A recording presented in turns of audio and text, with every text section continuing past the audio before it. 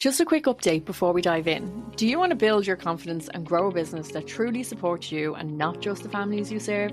Then I made something just for you. The Birth Workers Business Mindset Toolkit is totally free and your ticket to help you shift your mindset, which is the number one thing you need to do to build your business successfully.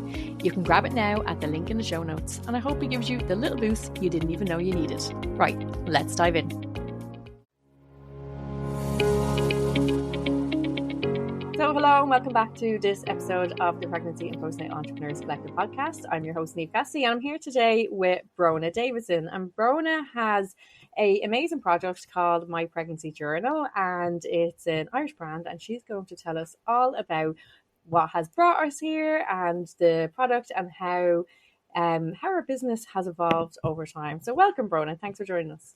Niamh, thank you so much. I'm so glad to be on this podcast. I just think it's so amazing what you're doing and just having this space for so many like baby businesses. I just think it's fabulous. So thank you. So as you said, my name's Brónagh.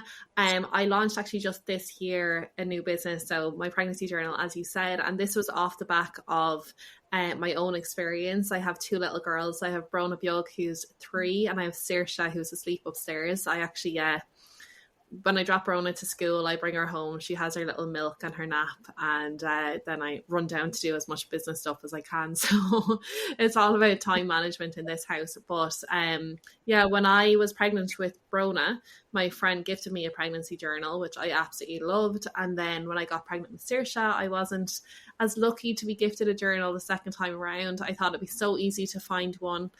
I was wrong. It was so difficult. And the one I did get, the quality it wasn't good at all.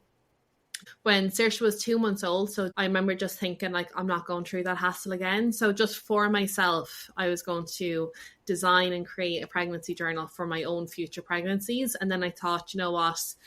If I had such an awful time and, was just not impressed with the quality of the journal I did get, there could be other mammies out there, other parents out there that feel the same. So ended up creating a business. It's my first product business. I've done kind of service-based businesses before, but whole crazy new experience and roller coaster. Yeah. So tell me first of all, actually, what was so important about having a pregnancy journal for you? Like why was it such an important part of your pregnancy journey that you felt the need to create a new product just for yourself? So I suppose first time around, like first time mammy, like pregnancy journal was not in my wheelhouse at all. Had no idea that they even existed. So had I not been gifted one first time around, I don't think I would have even thought about it. But I have always been someone who loves journaling, loves kind of archiving, loves photographs. Like I've been printing off photographs every single month for years now. So it's just kind of like in my nature, and I'm someone who likes to do things like that anyway. So the second time around when I was pregnant, really the urge for me was, well, Brónagh had one. So I don't want Saoirse to ever think when she's older, like, why did Brónagh get everything as like the first baby and I got nothing as the second? So I suppose that was the real motivation for me, was just to make sure that Saoirse had everything that Brónagh had. And then for the third time around, it was just the motivation of like, I just wanted to be a really high quality journal for future babies. So I think it was more so that it was just like I didn't want Saoirse to miss out on anything that Brónagh would have, and I definitely didn't want future babies to have to endure what Saoirse has to do now for her journal. And you talked a little bit about when you were pregnant with Brónagh and just your personality, or the things that you like is writing things down, collecting things. So how important was that journey for you in your pregnancy of being able to kind of do that archive? It was everything. Like once I had the journal, I just absolutely loved it. There was a space like every single week I could just jot down a couple of lines of what we'd been up to that week. We were able to stick like loads of pictures in it. We were able to just like really mark every moment of the journey. And you know what? It was so special for even creating that bond between me and Brónagh before she was even here. Like we didn't find out genders or anything, so we didn't know who she was, what her name would be. We knew nothing. So kind of having that like moment for the 9 months of the pregnancy to really connect with her. And like, I was always visualizing her in the future, looking back at like what mommy and daddy had been up to, and you know, all the, like, so much happens in that period of time. You have Christmases, you have birthdays, you have anniversaries, you've got holidays, you know, even the mundane, like going for walks on the canal, like all of these sort of things. So to be able to like mark that down and like visualize Brónagh in the future, flicking through the pictures and reading the little excerpts, like I'd be writing her letters and all sorts of stuff. I absolutely adored the whole process of it, and like adored the feeling of how she will feel in the future when she gets to really read everything that went on while she was in my stomach, you know. It's such a lovely way to look at it, because they said, you know, 9 months is a long time. So a lot happens in the life while you are pregnant with your baby, but before they are outside. So you also mentioned about having had other businesses, or this was your first product-based business. So what brought you to this point? What were you doing before My Pregnancy Journals? Yeah, so I studied psychology in university. So I went to Maynooth University, did psychology. Straight out of that, I went into health and fitness. So it was really focused on how health and fitness can impact your mental health. So I became a personal trainer for a while. Then I went into the corporate world. I joined a cybersecurity company. So I was like first-hand person for the CEO. So I learned a lot about the corporate world and just kind of like business and strategy and stuff in general there. And then on the side of that, I was in a travel club and I was selling travel club memberships. So that was completely different. It was all about personal development, obviously traveling, kind of creating community. And then we were traveling ourselves. We moved over to China and I became a life coach. So I had clients from all around the world, and we do like voice messages back and forth for our sessions on WeChat, because obviously there's a lot of restrictions in China in terms of like what technology you can use. So there was a lot of like, obviously throughout this time, a lot of work with coaches, doing a lot of like intense studying of like different kind of like businesses and different strategies and everything. And then when I came home from China, I decided to create a online holistic coaching platform called Epic Hearts Club. And it was unreal. I had like coaches from all different areas. So I had like personal trainers, I had yoga instructors, breath work, like financial education, like all of this on the platform. And I launched it January of 2020, which was a mad time, probably the best time to have coaching in your pocket. Like the whole concept of it was brilliant.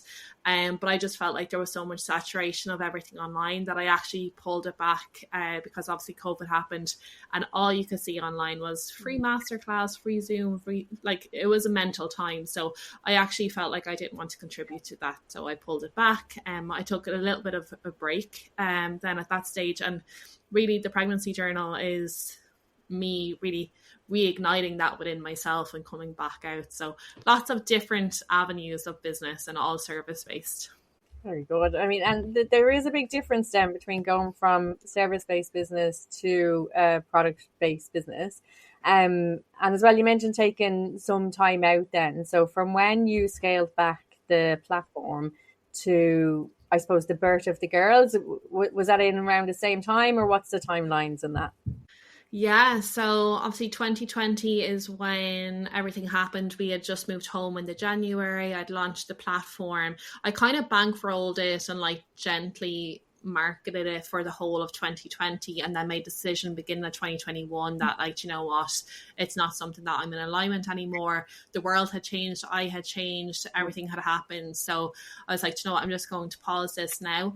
2021 we actually had a big fertility scare, so I thought, you know what, like obviously we love to travel. I was like, I'm going to go to a fertility clinic, get my eggs frozen so that we could push out like having babies to a later stage. And I was told that actually I could be premenopausal and I might not conceive at all. So all of this was happening in 2021.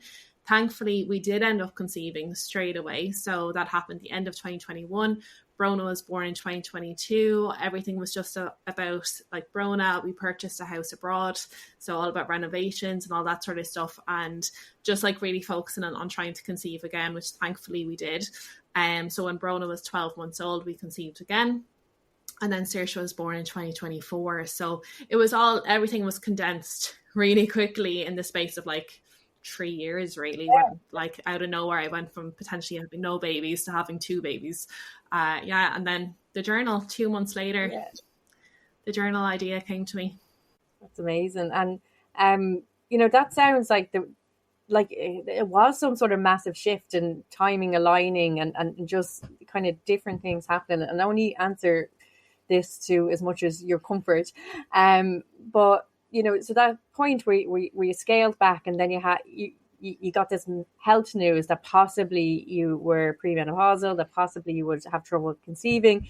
So you were going through this journey of considering freezing eggs for the future, but then decided or happened to get pregnant quicker. You know what I mean? So you decided not to push it out into the future. You wanted to try now, or what was going on there? Oh, 100%. So at this stage, it's 2021. My husband at the time was an engineer for a huge company, and he was able to travel. Like borders were obviously closed and everything, but because of the work that he did, he was able to spend 6 months of 2021 over in Taiwan working. I couldn't go. And then another further 3 months in the USA. So it's while he's traveling, I'm deciding to freeze my eggs, thinking nothing of it, not understanding how all of this works at all. And I always, from a child, I wanted to be a mom. I wanted to have a big family. So I was like, oh, this is great. They'll take out loads of eggs, and each egg will be a baby. I was like, oh, I'll have loads of babies in the future. And then going in, they said, look, you only got 8 follicles, so 3 on one side, 5 on the other. I was like, I don't know what that means, but okay. They're like, you'll have to come back and get your hormones tested. So I book in an appointment. Then I start like researching, and from what I could see, you need 15 to 20 follicles just to potentially have 1 baby. So I'm freaking out at this stage. Go in to get my hormones tested, and they say, actually, they're really low. We need to get Carl tested to see how he's getting on. So he comes home for like a little break between Taiwan and the US. He gets checked. Thankfully, he was above and beyond. He was happy days. And while he's getting checked, they check me for ovulation, and they say, look, you are ovulating. And realistically, all you need is 1 egg, 1 sperm. That makes a baby. You do have some eggs and you are ovulating. So we're going good there. And they said, look, if you're up for it, rather than freezing eggs, they would suggest either freezing embryos because they have a better chance if we wanted to push it out, or to consider IVF now. So we were like 100%. At this stage, my whole life perspective had completely switched. And thank God I went in and got checked, or else God knows what would have happened. But it was like there was nothing more important at that stage than me having a baby. So everything changed. Unfortunately, Carol then had to go off for 3 months, and I'm there like freaking out, being like, time is ticking, get home, we need to try for a baby. But as I said, he gets home and like literally straight away we conceived. The consultant did say, look, there's like a 6-month backlog, so book it in now for 6 months time for the IVF. But in the meantime, just try to conceive naturally. Like, we actually didn't even have to make that booking. Like, it just all worked out. But yeah, completely priority shifting, everything is shifting. Life completely went on its head. So I can understand why stuff like entrepreneurship and business and stuff kind of did take a backseat, because my whole world was upside down, really. Yeah, and now when you've talked through that, I can really see how the shift changed and why it changed. And it's lovely to be able to follow what your body, what your brain, what your life is telling you to do. So I thank you for sharing that with us, because it was a really nice story. It was really nice to hear that journey for you. So then the girls come along, as you said, you had Brónagh, Brónagh, and you did your pregnancy journal with her, and you wanted Saoirse to have the same. So I presume within these couple of years, you're mostly focused on motherhood and being with the girls. And then we had this little spark of, well, maybe I can create something for other people. If you can just give me 40 seconds of your time, if you've been craving steady support, a bit of structure, and a community that actually gets this work, your Birth Biz, the membership, is now open. It's the place to grow your business in small, doable steps without burning out. You'll get monthly bite-sized trainings, live coaching, accountability, and a network of other amazing birth and postpartum professionals who get exactly what it is you're doing and genuinely want to see you succeed. Doors are now open, but they won't be for long. So if you've been sitting on the fence, this is your nudge. Come join us and start building the version of your business you've been dreaming about. You can join through the link in the show notes. Now let's dive back in.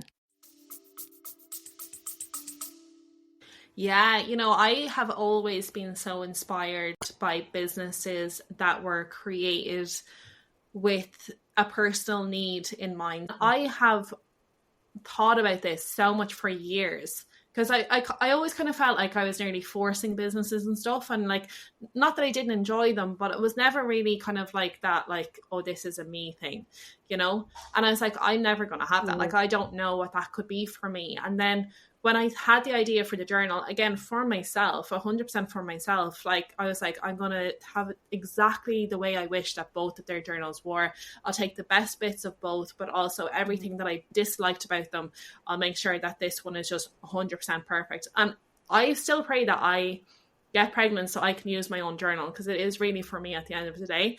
But like, once I started really like imagining what my journal would look like, I started thinking like, hold on a second, this could be my thing. This could be the thing that, like, I made it for myself, but other women or other parents really loved and really appreciate, and that they were looking for something and they had the same struggles that I had trying to find a high quality pregnancy journal. So I don't know, let's see where time goes, but like, that was really the thing for me when it came to like creating the business. So tell me about starting the actual business, so from idea to where you are now. Start talking us through what's been happening. Yeah, so I had the idea that day. I was standing up in my back garden feeding Saoirse and just imagining this journal. That was July. Then one day I'm in the kitchen cooking and I have the radio on, and Graham and Nathan on FM 104 have this like funny segment called Dragon's Den. I'd never heard it before, but they had done it. Basically, it's a mock thing where they pretend that they're dragons. People come on with like joke business ideas, and it's just a funny little thing. But they said, look, if you've got a business idea, text us in. So I did, and they rang me back, and we had like this whole Dragon's Den segment, which was really funny. And it was good for me because they asked me questions and made me think like, oh, what would I call my business? Like, things like that. So it really kind of like made me think a bit more about the business itself. And then in the following January, so we're probably like August at this stage, the following January, there was an event coming up, the Women's Empowerment Summit, and I decided I was going to get a table for that. And I was also getting a table for a family fair by someone called Vanessa Kilcullen. And I was like, I'm going to get a table like that. I didn't even have my product at this stage. It was like mental. So I was like, right, I've got like from September until January to really get myself together here and sort it out. So process-wise, I sat down, got a Google Doc, put it landscape because that was the orientation that I wanted my journal, and page by page I just kind of like in words wrote down what I want on each page or how I want it designed. Then I went on to Fiverr.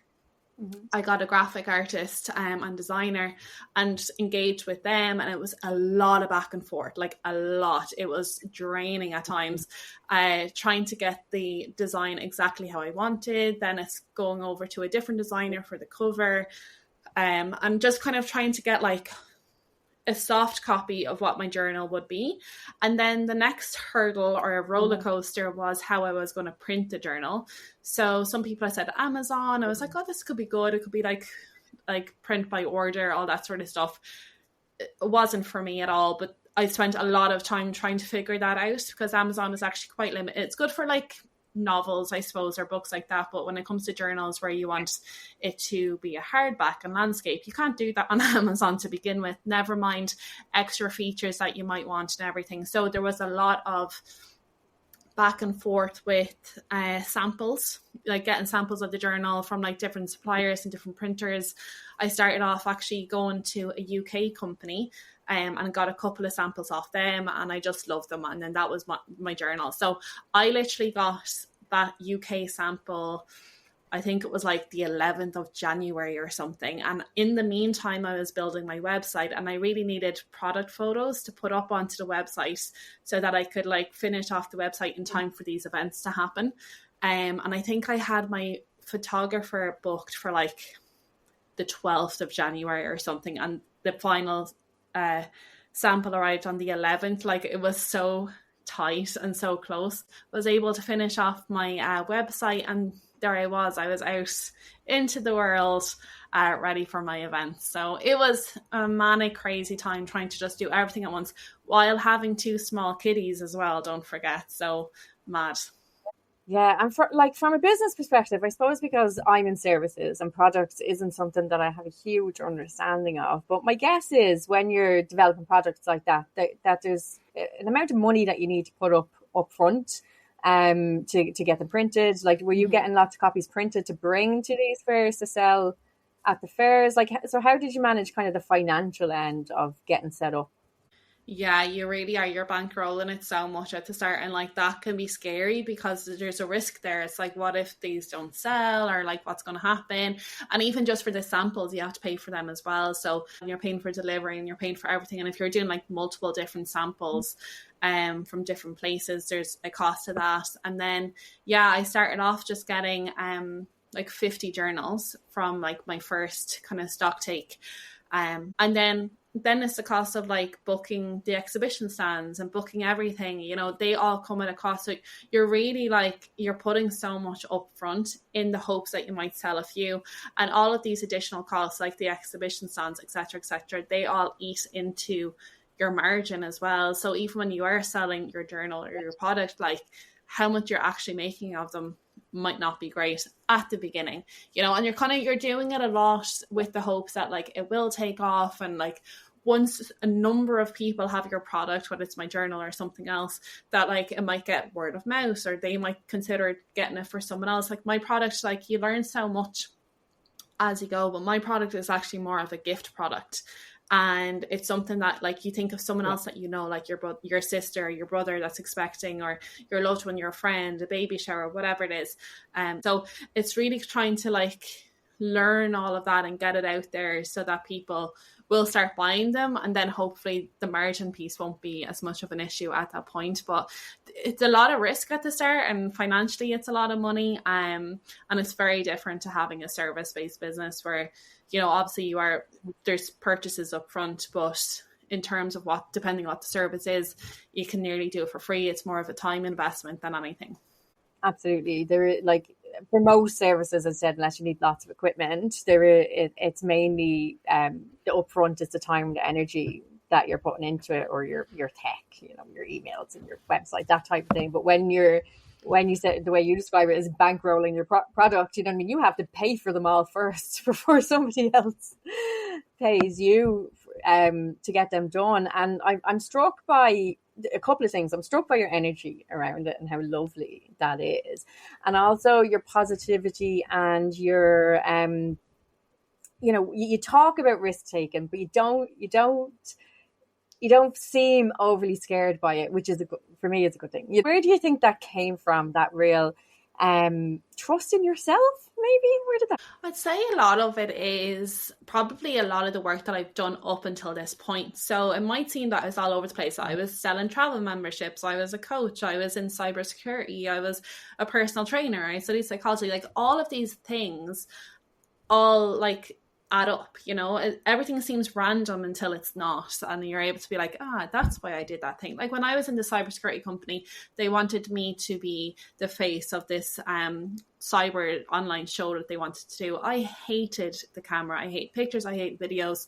I would be stuttering and stumbling over everything, but they forced me to do that in a positive way, and that then translated into me doing like Facebook lives constantly on Facebook for my coaching business and for the membership and stuff. Like all of these things, you know, they all contribute to your confidence and contribute to your sense of self-worth and self-belief, I suppose. But also I had a really bad self-worth when I was younger, and I did a lot of work on myself. I was just going from event to event, from coach to coach, to book to book, to podcast, to everything. I could not inhale it quick enough. So I think all of that also contributes, because when you're doing different things and you're really putting yourself out there and you're facing rejection and you're doing it anyway, like it just comes to a stage where it's like, I can do the thing, you know. It's like some people talk about like boxes, and you're in a box and then you get to the top of that box and then you go into the next box, the next level. You know, you'll always have your own box, and I'll have my boxes that, like, you know, I'll get to the top of that and I'll be scared to go into the next one. But I suppose the more you have done before, you just have a level of comfort that, you know, the risk and the fear and stuff like that, like, I'm still comfortable with that, you know. But there'll definitely be stages, like hopefully good problems, where I'm starting to sell out and I'm like, I can't get stock quick enough, and I start freaking out about these things. Like, they're the kind of the good issues that I'm attracting to me right now, Neve. Well, I love that, because I really resonate with it, and just even something today, because I'm doing I'm writing a social media post, and it's 10 things you probably didn't know about me, and some of that is like some of the work that I've done previously, like working in a detention school, working in social care, walking the streets at night doing homeless services, working in the supermarket, you know. And as you said, all of those things might seem random and not connected, but you're learning so much along the way. And it is when we're pushed out of our comfort zone, in a good way, the way you said, that we grow. So I would have been chronically shy as a child, up until my late 20s, early 30s.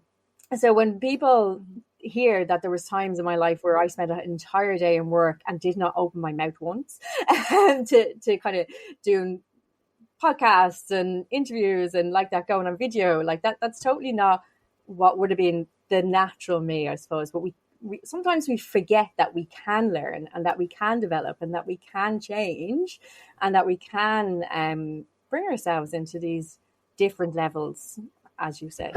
Oh, 100%. And I feel like we're programmed not to think that way from like many different sources, like as a child. Like, a lot of it is just programming, like from a very young age. But we can all, our whole presence here is evolution. That's why we're here. We're here to evolve, and there's always an opportunity to evolve in one way or another. We don't have to be constantly, like, I thrive on change anyway. It's just my personality and who I am, but we don't have to be like constantly changing all the time. But if there is an area that we want to thrive in, or to change in, like, we absolutely can. So, you know, one of the other things I was thinking about as we've been having the conversation is around products. And if people were in service-based industries, and a lot of people want to sell products along with their services, would you have any kind of tips or advice, do's and don'ts, anything that might help them? What I've really learned, so I try to just do everything on my own. But since launching, I've met so many incredible business owners in the babies area, which is where I am, just from like attending events and stuff, and they have all been so forthcoming and helpful and supportive and just positive and friendly, and it's just been such a huge eye-opener for me.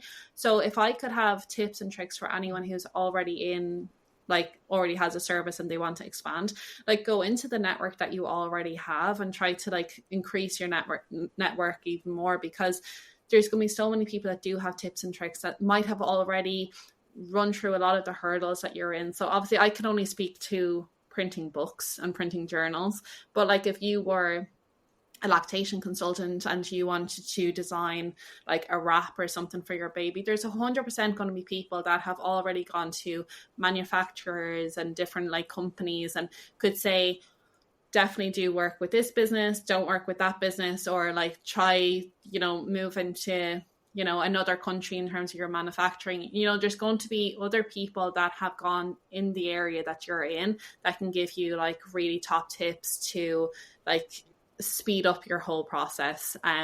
Again, a lot of it will be trial and error. Like, someone had said to me, Amazon, it worked for them, absolutely didn't work for me, but I could only find out by actually going through it. So what I'd say is, ask questions, see who is in your network that maybe could like answer those questions for you or recommend you to someone who could.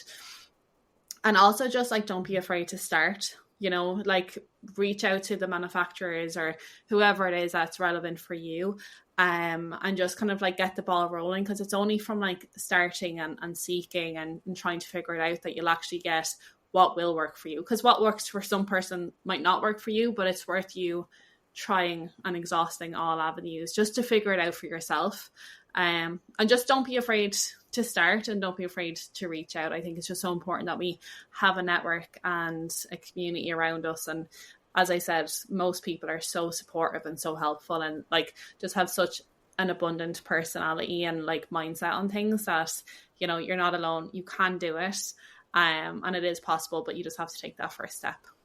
I think that's really good. That's like one of the values we have here in the collective, is it's a community, not competition, so that we don't see each other in any way ever as being in competition with each other, that we are a community of people supporting pregnant and postnatal families, and that we all work and support each other in that. And that has been my experience as well, as the way you've described, is that when we reach out for support from other people, that people are happy to help, to give information, to be of value, because it is a nice space to be in, and people do want to look after each other. 100%. And most business owners in this area, like, they're probably mothers or fathers or parents, and, you know, they've built their business out with their own personal experience. So, like, I'm sure they're only delighted to talk to more people about it, you know? So, yeah, no, I think it's amazing what you're doing, Eve, and building this collective. And again, I said at the beginning, but I love the whole even concept of this podcast. I just think it's absolutely amazing. And this is exactly the kind of thing that's my top tip. Listen to this podcast, because you've interviewed so many different people in so many different like business areas and stuff like that, that even like if it's not in the area that you want to get into, it's still worth listening to these episodes, because you'll pick up something that might be relevant, or it might just spark an idea for something else. But like, you know, it's free to listen to podcasts. That's what I'd say. That's it. And I love that as well. You were talking earlier about that kind of self-development and just really overdoing it, or, you know, like going deep dives in just learning. That's one of my things. So all of my empty space, so whether it's in the car, whether it's making the dinner, whether it's cleaning the house, which I don't do that much of, but any of those things for me are filled usually with some sort of self-learning as well. So I will listen to podcasts or I'll watch lectures. There are times where I can learn as well as do something else, so I don't have to take more time out of my day. So definitely I think it's a constant journey of continuing knowledge and continuing of expanding your networks as well, that you mentioned. And I'm sure you've found this, that, you know, our own networks within the kind of pregnancy and postnatal space are one thing, but business owners are business owners. So we don't have to stick to just people who are doing this work. We can learn so much from people who are doing lots of different businesses. And that's why I'm in a bunch of other, specifically women's networking things, because I learn so much from what other people are doing in completely different industries, but that I can learn from as well.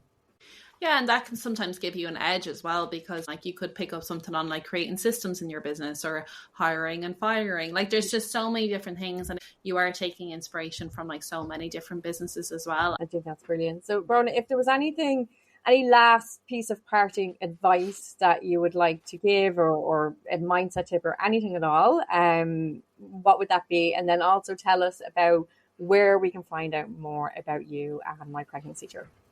Well, thanks so much. So yeah, my website is mypregnancyjournals.com with an S at the end. My social media handles are the same, so just My Pregnancy Journals with an S. Instagram is probably where you'll catch me most, so please do reach out. I'd love to hear from you, or even see if there's a way that we can collaborate together. And then last parting advice, I suppose, is really just more of a self-development thing. One thing that really stuck with me, I got it from a therapist when I was about 16 or 17, was awareness is key. And it's really just like, it's the same for everything, but like really understanding yourself. Like, don't be afraid to like question, why do you think a certain way? Why do you believe a certain thing? Like, question your beliefs, question everything, like just figure things out, and just really question, like, why do you think a certain way? If you are listening to content or reading content, or, you know, like you see how other people are doing things, like question why for yourself, and see what comes out of that. Awareness is key. I think that is a lovely place to end, Brónagh. Thank you so much for your time and for sharing your journey with us. And I will put all of your links in the show notes for anyone who wants to find out more. So for everyone, thank you for listening, and we will be back soon.